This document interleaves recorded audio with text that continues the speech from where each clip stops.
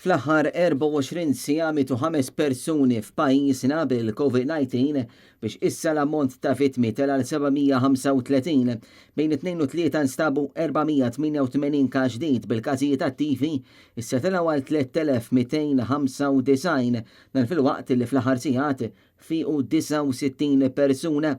Minkejja żieda sostanzjali fil-każijiet attivi f'pajjiżna l-Ministeru tas-Saħħa qed jibqa' fil-muta dwar is-sitwazzjoni eżatta bin-numru ta' pazjenti pożittivi għal-virus fl-Isptar Mater Dei aktar ma jmur aktar qed jiżdiedu.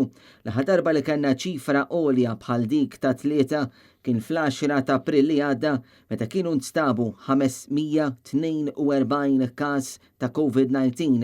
Din hija sitwazzjoni li tidher ukoll f'pajjiżi oħra Ewropej inkluż fir-Renju Unit fejn f'ġimgħa waħda biss il-każi tal-COVID żdiedu bi 43%. Żdiedu wkoll il-persuni rikoverati fl-isptarijiet Ingliżi.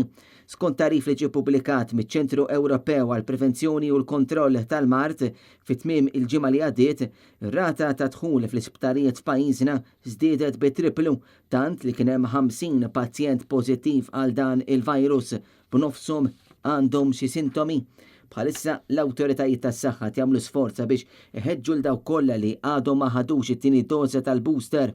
Din hija tisir permezz ta' ittri li se jerġgħu jintbagħtu l-ġimgħa d-dieħla il dawk kollha li ma resqux il-qudiem biex jitlaqmu bid-tieni doża tal-booster.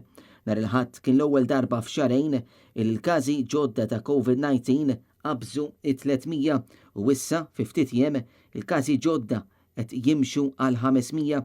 Dawn iċ-ċifri ma jinkludux il-persuni kollha li għamlu self-test u ma rapportawx l-awtoritajiet.